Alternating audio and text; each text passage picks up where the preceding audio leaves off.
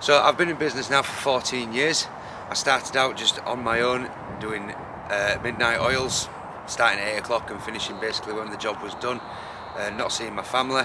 I've managed to progress now to managing to have a bigger establishment of customer bases.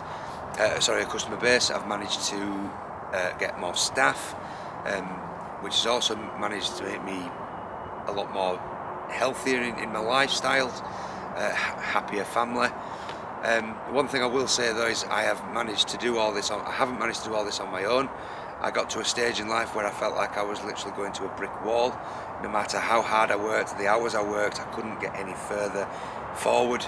It was just the same hours, the same jobs, 9 till whenever it stopped, 8 till whenever it stopped. And I spoke to a friend and I was really quite fed up and even considered leaving the trade.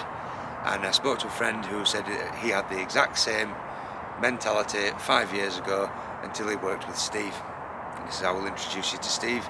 I met Steve, we had a very good chat, and in the space of 12 months of working with him, I learned so much about not just being a mechanic, but in actual being a business owner. I always thought it was being a mechanic was good enough to be a business owner.